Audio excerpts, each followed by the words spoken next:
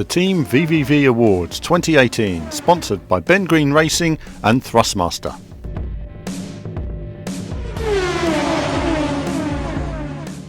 Hello viewers and welcome to another podcast for the Team VVV Awards 2018.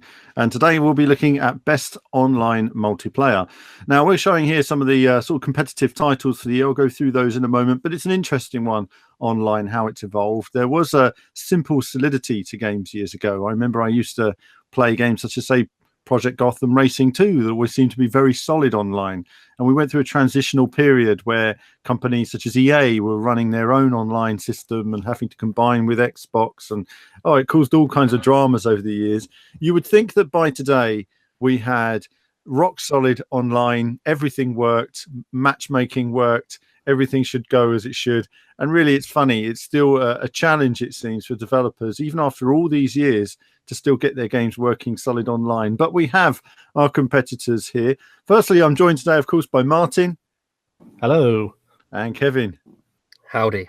And chaps, we'll be discussing the core titles. Let's go through the nominations first then. So we have WRC 7, Forza Motorsport 7, Gran Turismo Sport, Project Cars 2, F1 2017, and Rocket League. So a few titles up there, all with different multiplayer elements that all on paper should be brilliant. But we're going to kick off with WRC 7. Kevin, you've played a bit more of this than any of us. How have you found it online?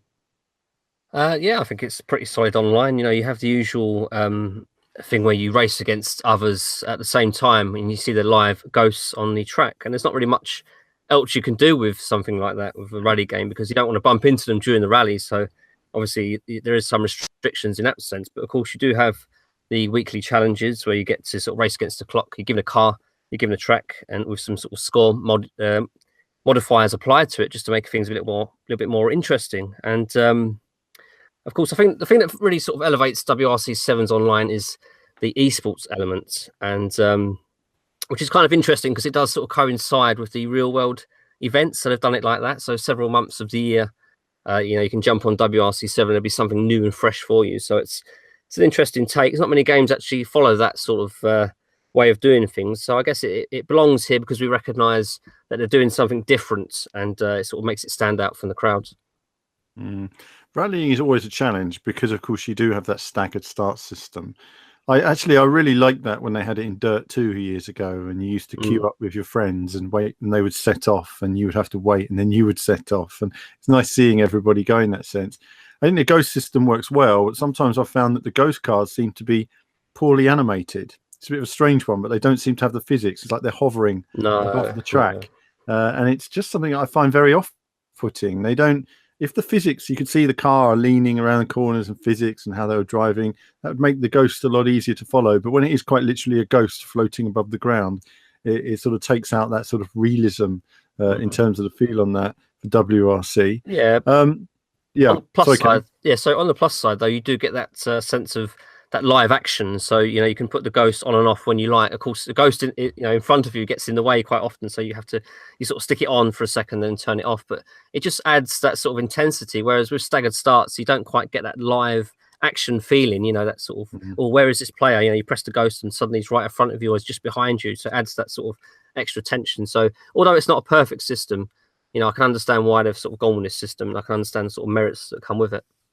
I also, it's funny we're talking about it because I think it showed a lot that was wrong with the esport competition, because when you was watching the esports, you had a sea of these cars all floating around together and it looked terrible on the esport coverage. It really did. It was like, I don't know what I'm watching, what the hell's going on here?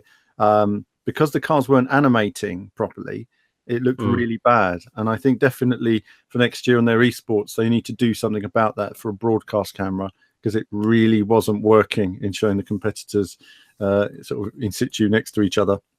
Martin, any thoughts on WRC?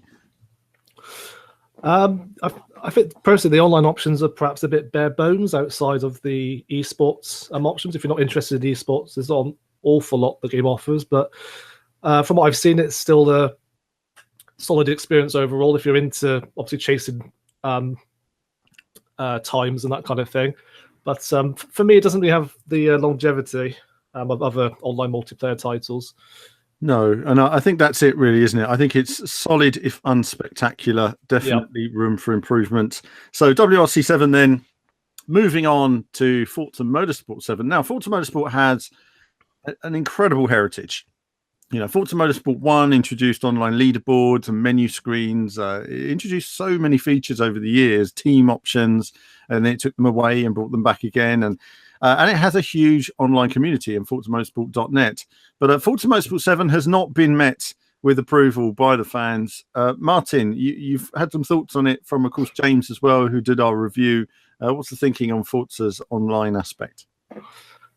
Yeah, like you said, I think there was a lot of expectation for it to really take the game to the next level, which I guess you could say for a lot of aspects of the game. But with Forza 7, it kind of just played it safe by the looks of it. Reading his some comments in his review, for example, there's not even the spectating options, which seemed like quite a basic option, I guess it's not technically multiplayer as such, but the driver task system still causing a lot of problems with people finding the opponents too aggressive, because obviously it's based on other online Ghost players that incorporates that into the single player. On the whole, I think it fell short of people's expectations. Yeah, absolutely. I've been getting that from fans. I mean, disconnects and other issues, and there just seems to be a whole wave of unhappiness around Forza Motorsport right now, that things just aren't working right. And it seems amazing when you have a heritage like Turn 10 do in understanding Xbox Live, to have sort of little issues here and there that sort of devalue the experience, really, especially when you consider the solidity of the actual game itself. It's a rock solid title. Yeah, other things like they've reduced the rivals leaderboards, for example. That's a big staple of the series, which is unusual. It just seems a bit more limited than before. Yeah, well, you know what? I think everything about Forza 7 seems a bit limited, really. Pretty much, yeah. It's almost like a step backwards. Yeah, I mean, it's not moved the series forward in a number of ways, and I think that in a way that's just indicative of how it appears online. Oh, well, thanks, Martin. I mean, that's Forza Motorsport 7 then. Again, like WRC 7 for different reasons, solid, if unspectacular, if only everything worked. Now, on to Gran Turismo Sport. Gran Turismo Sport is all about the online multiplayer. This is a key area for Gran Turismo Sport. And what can you say? It's a very polished experience. It has the ranking systems. Kevin, let me know some of your thoughts on GT Sport.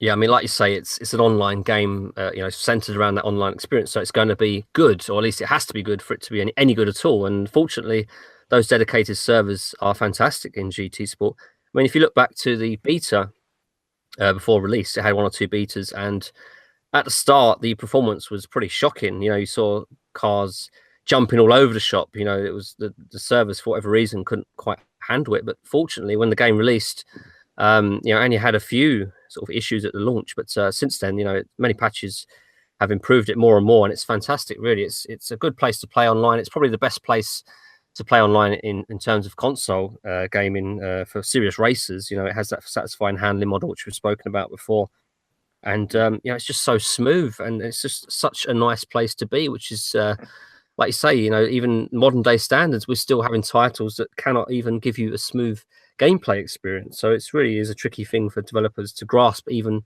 even today. So it's so games like this really do stand out from the crowd when it is a good, smooth experience. You're not waiting too long before races. You're given sort of time windows where you can accept an upcoming event, and then you can take part in qualifying or not. It all depends on what you want to do. And then, of course, it does have besides the main sports section, it does have the regular servers that you would have seen in GT5 and GT6 as well, if you prefer that. So you can go on to, say, the Nürburgring and take part in a fun race where you're just showing off your cars and going cruising. So, it has a little bit of everything in GT Sport for the more serious inclined and the more, more laid back players that want to have a bit of fun. So for me, Gran Turismo Sport sort of ticks all the boxes for online gaming and the racing genre. So, it certainly is a strong contender here for me.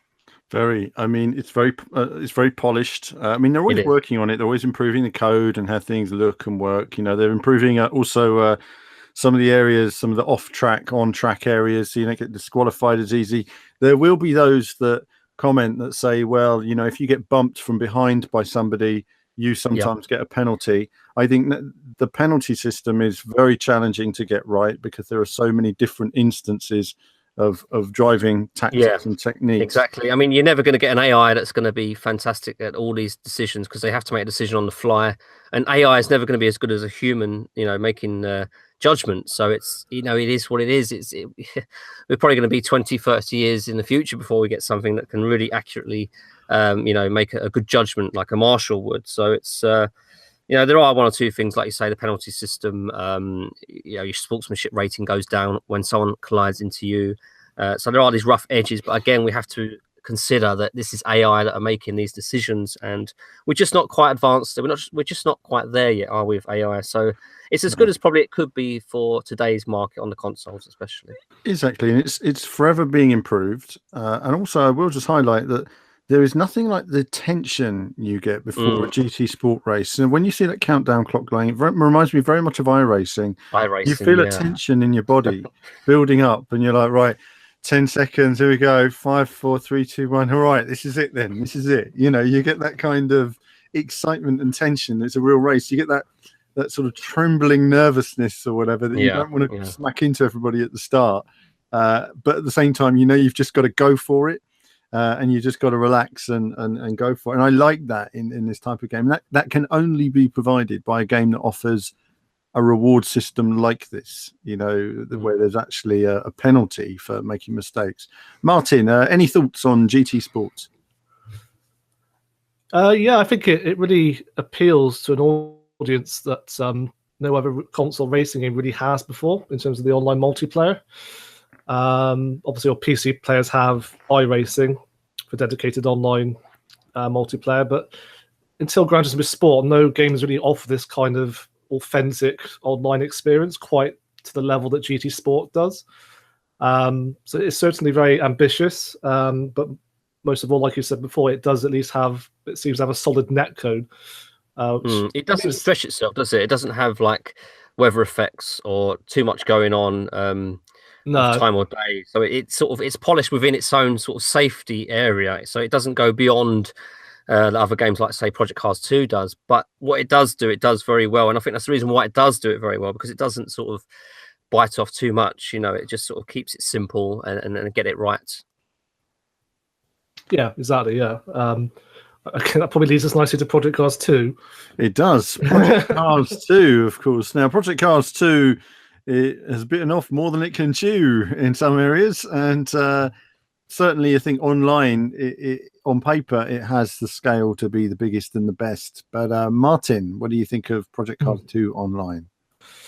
Yeah, it's a bit of a mixed bag. I think like the single player, it's a very comprehensive package, and they've really applied that to the online multiplayer as well. So you can race full race weekends with practice, qualifying, multiple race sessions, that kind of thing. So it does at least capture that authentic racing experience like GT Sport in some areas. For me, though, I think what works the best in Project Cars 2 is just the matchmaking system. So you've got this dedicated, I think they call it a competitive racing license that obviously analyzes your track behavior, and it matchmakes you with similarly skilled players. And it's surprising how many games don't seem to do that anymore. So as an experience, I did quite enjoy it. I never felt like I was racing against people beyond my skill level. Generally speaking, it was smooth in terms of player lag. But I do remember encountering some server stability issues, which kind of detracted from it. It gave this feeling that it's perhaps just a bit too ambitious. But of course, it does also have a dedicated esports as well. And I know you're a fan of the replays, Alan. Absolutely. I love a good replay. So even got a full director's mode as well. It has. Yeah, unique. I like that. Well, it's amazing. I mean, the potential of it all is incredible. And I think there is certainly a lot there for them to work with and build on. I hope they kind of keep building on Project Cars 2, because it still does have that huge potential. They just need to keep on working on it in that sense. Kevin, what are your thoughts on Project Cars 2? Yeah, I mean, it's much like what Martin said. It's because it is so ambitious, it becomes a victim of its own sort of ambition. Because trying to get all these elements to work online, I mean, even to get it work on a single player component is hard enough. When you start introducing online, it just multiplies the difficulty for these developers to get it spot on. So it's, I mean, I don't know what they could do to get around that. Could they simplify the online portion? People would be complaining if that be the case. And it's a tricky one, isn't it? When you've got a complex game. I mean, we've never seen a racer that's as complex as Project Cars 2. I think it's fair to say it's just so complex with the weather, time of day, all these calculations, wind, puddles, you name it. And to bring that online, it's always going to present a major sort of hurdle for developers. So I guess considering the ambition, we can expect some bugs and pieces. So, I think it's decent enough considering it's so ambitious. But yeah, certainly a lot of tweaking needed for future releases. Yeah, I mean, disconnects are an issue. There's a lot of disconnects and instability, especially on the Xbox version, which has let that down. And also some issues when you're racing. Apparently communicating with your pits can be a problem as well, and telling them what you want, and they don't always respond correctly to what you've selected, which means you leave the pits with no fuel but new tyres, and then you park your car up 3 corners later. So I think there's definitely issues in there that they need to keep on working on and fixing. On paper, it's potentially the best online experience there, but in reality, it's not stable enough, and we need stability as well. It's not just about having a roster of what it can potentially do. It's about that sort of solidity in the service. So Project Cars 2, then again, lots of potential, perhaps not showing its full potential.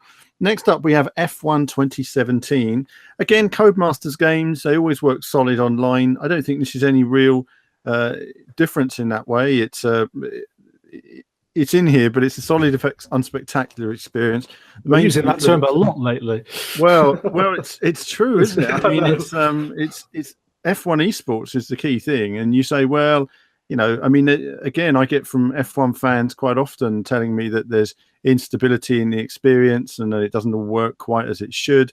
And so sometimes when I'm testing the game around launch, everything seems to work okay for me, but it's only when you're running your leagues and you're having long races and you're doing pit stops and things crop up and rear their head and they don't always work as well. I mean, the replay perspective is really nice as well in terms of you get your full TV replays, and that worked brilliant in terms of F1 esports. But certainly I think Codemasters as well have got to step up. I think that especially when it comes to the ranking system on Gran Turismo Online, I just feel that all games need something like that now, whereby you're ranked with very similar players, and especially when it comes to contact, because obviously F1's a non-contact sort of sport in that sense. And it's surprising how few games feature that anymore. To me, that's a fundamental online feature. Yeah, it certainly is, and it's something which isn't there. So again, we're just going to move swiftly through that one. But that, as I say, there's always improvement, but there's definitely room for improvement. Again, a lot of these games aren't necessarily showing their full potential. But we're moving on to the next one now, which is Rocket League. Now, I haven't played Rocket League online. That's something that you guys have been playing. Kevin, you've played loads of Rocket League online. Well, you're a Rocket League addict. Tell me about it. I mean, is it bare bones? It works perfectly, obviously, because it's a massive esport now. But what are your thoughts? Okay, so obviously this is the Switch version, which was released last year.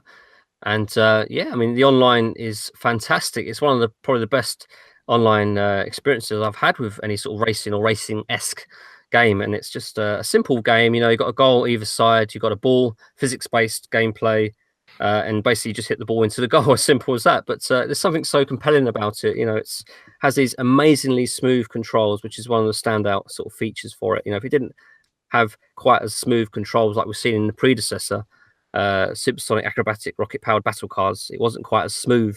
Rocket League is so much more smoother. It really adds to that gameplay, and you get minor sort of disconnects every now and again when you start up a game, but it's not too bad. Usually you're not waiting long between events, which is key for an online game, and you just have this amazing team play element, which in some respects is better than what you'd get in like a dedicated football game like FIFA. It's just so compelling to play. If you're a team player, you're going to love this game. And like I say, it's one of the games I've probably spent the most online in recent years. So anyway, we're going to hand it over to Martin, because you have played extensively on the Switch version.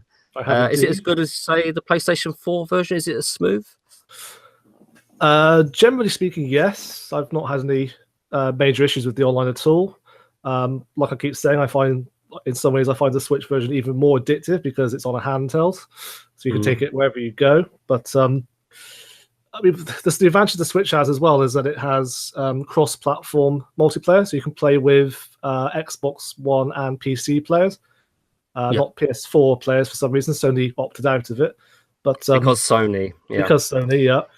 But obviously that's good because there's no problems at all finding other players. I mean, there's so many new releases we've been playing lately where it's a genuine struggle to find even a few matches. But on Rocket League, there's always people playing it, and that's not surprising because, like you said, it's very simple to pick up and play, but very hard to master, and it just applies itself so well online because it's obviously very team based. And also, I get so fed up of waiting for online matches to start. Sometimes you end up waiting around in lobbies for like 10, 15 minutes. But Rocket League, it's quick, it's easy to get into. It's exactly what an online experience should be, really. It's just generally very fun. It's not too complicated to get to grips with. To me, definitely one of the highlights of online multiplayer in recent years, to be honest. Yeah, well, obviously, I mean, Rocket League is solid. It is what it is, isn't it, in that way? I think in terms of adding extra options, I mean, it's very difficult to say what more they could add to something like that. That's a very pure experience. But they have added more game modes and stuff like that. The basketball modes, ice hockey modes, new pitches. So they have actually. It's a very different game actually to what it was when it first came out. They have actually made quite a conscious effort to update it. They probably could have easily got away with just keeping it as it was with that core soccer mode, but credit where it's due, they have made the effort to actually add even more longevity to it. And like you say, as a handheld game, it's a whole new dimension for it, isn't it? In that sense, in a way, it kind of, I can understand that being even more addictive on a handheld. It really is, trust me. It's it's my go-to game really for online in that sense. Because it's so short games as well. You're talking 5 minutes a game. So it's like, I'm getting on a bus right now. I can have a couple of games, So, and that soon turns into 5 hours. Yeah. No? Yes, exactly. Yeah. Well, obviously that comes to the full selection there, chaps, of best online multiplayer. Martin, first to you. What do you pick as your winner? Ooh, I want to say Rocket League for fun factor. I think overall probably GT Sport because it's really the closest I think console gamers have had to an iRacing online experience, and just for the stability as well. It's quite an ambitious package, but it still has a very solid netcode. GT Sport's my pick. So it's GT Sport for you then, Martin. And Kevin, what are your thoughts on the best online multiplayer? Yeah, I think I'm gonna have to go with GT Sport because it really does sort of it shows the other sort of AAA games how it should be done online. Although it is quite a simple thing, they don't sort of stretch out into sort of time of day, dynamic time of day, dynamic weather. They don't have those elements online, but what they do very well. And if only we had this sort of smoothness in games like Forza and Project Cars 2, wouldn't it be amazing? But alas, we don't just yet. But hopefully next generation we'll see online experiences which are on par with GT Sport. That would be amazing. Yeah. Well, for myself, really, I mean, for me, GT Sport is the only one doing something that's genuinely exciting.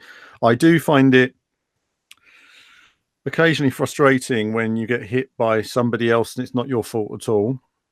And that's all part of the process of developing that technology. I recognize that. I recognize that track boundaries and everything are constantly being revised, but also recognize the work that GT Sport has been doing in bringing these new elements and constantly working to improve that service without the charge of iRacing. It should be remembered in that sense. But it's certainly a way forward, and in a way, I kind of hope that more racing games use some of that in terms of their development, bringing them through in their online components. But that means that our winner is GT Sport for best online multiplayer. Well done again to Polyphony and to the guys there at what they've put together. They set out to produce something that was an true online racing game, and in that sense, they've certainly succeeded in the majority of the elements. I think there are other games on this list here that perhaps would have won it if they had worked with a stable service, but they don't have that. And that's where GT Sport wins, because what it does do works most of the time. And that's it, really. So that's it for our best online multiplayer awards and for this week of awards. Next week, we've got a lot more to look forward to as well. But that's it from me and the guys, and there'll be more from us very soon. The Team VVV Awards 2018, sponsored by Ben Green Racing and Thrustmaster.